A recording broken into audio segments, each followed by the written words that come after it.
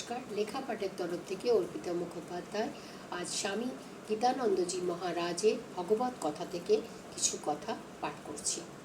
পরীক্ষিতের ব্রহ্মশাপ ও শুকদেবের ভগবত কথা। মহেন্দ্রনাথ গুপ্ত মাস্টারমশাই যেদিন প্রথম দক্ষিণেশ্বরে যান, সেদিন শ্রীরামকৃষ্ণদেবের ঘরে গিয়ে দেখেন যে এক ঘর লোক নিস্তব্ধ হয়ে তার কথামৃত পান করছে। ঠাকুর তক্ত বসে বসে সহাস্য বদনে হরিকথা বলছেন। ভক্তেরা মেঝেতে বসে আছেন। মাস্টারমশাই অবাক হয়ে দেখছেন।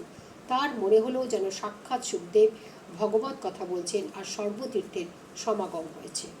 মাস্টারমশাই যেদিন দক্ষিণেশ্বরে বেড়াতে এসেছিলেন, দুঃখ ভারাক্রান্ত মন নিয়ে জীবনের ওপর বীতশ্রদ্ধ হয়ে আর সুখদেব প্রতিম শ্রীরামকৃষ্ণদেবের কয়েকটি কথা শুনে ওই যে তিনি ঠাকুরের প্রতি আকৃষ্ট হয়েছিলেন, তারই ফলশ্রুতি রূপে আমরা ধর্মজগতের অমূল্য গ্রন্থ শ্রী শ্রীরামকৃষ্ণ কথামৃত লাভ করেছি।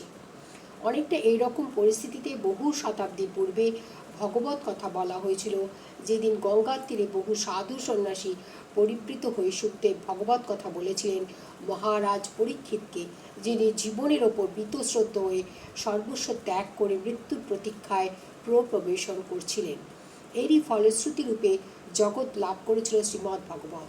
একটু চিন্তা করলেই দেখা যাবে যে ভগবতের প্রতিপাদ্য বিষয় যুগ উপযোগী করে শ্রী শ্রী রামকৃষ্ণ কথামৃত রূপে বলা হয়েছে। দুয়েরই সার কথা হলো ভগবান লাভ, ঈশ্বরের তন্ময়তা প্রাপ্তি।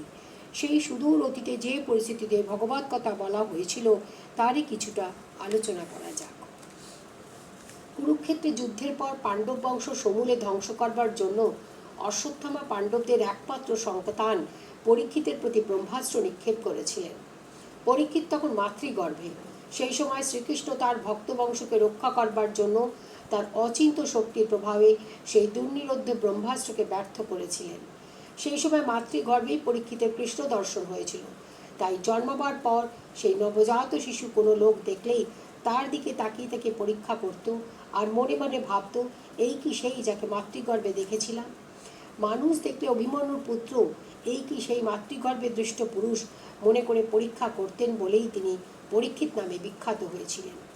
ভগবানের অনুগ্রহের দান বলে এই বালকের নাম হবে বিষ্ণুনাথ। আর ভগবানের দান তো কখনো খারাপ জিনিস হয় না, তিনি সর্বোৎকৃষ্ট জিনিসই দান করে থাকেন। সুতরাং এই বালক যে অশেষ গুণসম্পন্ন এবং পরম ভগবত মহাভক্ত হবে, এতে কিছুমাত্র সন্দেহ নেই।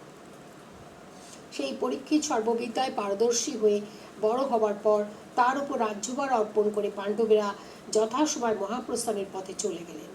পরীক্ষিত রাজা হয়ে ধর্মানুসারে রাজ্য পালন করতে লাগলেন। তার সম্বন্ধে বলা হয়েছে, পরীক্ষিত ছিলেন বলির মতো ধৈর্যশালী, প্রহ্লাদের মতো তার ছিল কৃষ্ণভক্তি। তিনি বহু অশ্বমেধ যজ্ঞের অনুষ্ঠান করেছেন এবং বৃদ্ধদের সম্মান করতেন। তিনি ছিলেন জন্মেজয় প্রভৃতি রাজর্ষিদের জনক ও ধর্ম মর্যাদা লঙ্ঘনকারীদের শাসনকর্তা। তিনি পৃথিবী এবং ধর্মের রক্ষার জন্য কলিকে নিগ্রহ করেছিলেন। তার রাজত্বে কলির প্রভাব খর্ব হয়েছিল। এমন সব সর্বগুণান্বিত সকলের মনোরঞ্জনকারী মহারাজ পরীক্ষিত তিনিও জীবনে একটি ভুল করে বসলেন, আর সেই ভুলই হলো তার জীবনের কাল। আবার এই ভুলের জন্যই জগৎ এমন এক মহারত্ন লাভ করল যা অনন্তকাল ধরে মানুষকে ভগবান লাগে অনুপ্রাণিত করবে। এই হচ্ছে ভগবানের অচিন্ত লীলা, অমঙ্গলের মধ্যে দিয়ে পরম মঙ্গলের অধিষ্ঠান। একদিন মহারাজ পরীক্ষিত বনে মৃগয়া করতে গিয়ে অত্যন্ত পরিশ্রান্ত হয়ে শ্রমিকমণির আশ্রমে গিয়ে জল খেতে চাইলেন। শ্রমিকমণি তখন ধ্যানস্থ হয়েছিলেন, তাই মহারাজের আগমন বুঝতে পারেননি। মহারাজ ভাবলেন যে মুনি তাকে অবজ্ঞা করছে। সুতরাং ক্ষুধা তৃষ্ণায় কাতর মহারাজ অত্যন্ত ক্রুদ্ধ একটি মৃত সর্প ধ্যানরত মুনির গলায় জড়িয়ে দিয়ে সেখান থেকে চলে গেলেন।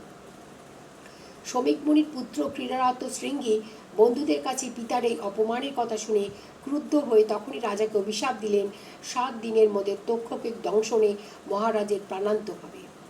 ধ্যানভঙ্গের পর শ্রমিক মুনি যখন শুনলেন যে তারই পুত্র শৃঙ্গী মহারাজকে অভিশাপ দিয়েছেন, তখন তিনি হাই হাই করতে লাগলেন। বললেন, করেছ কি মহারাজ? প্রজাপালক, ধর্মের রক্ষক, ভক্ত চূড়ামণি এবং সর্বোপরি শ্রীকৃষ্ণের পরম প্রিয় মহারাজকে অভিশাপ দিয়ে তুমি অত্যন্ত অন্যায় করেছ। যাই হোক, ব্রহ্মশাপ তো আর ফেরানো যায় না, কি আর করা।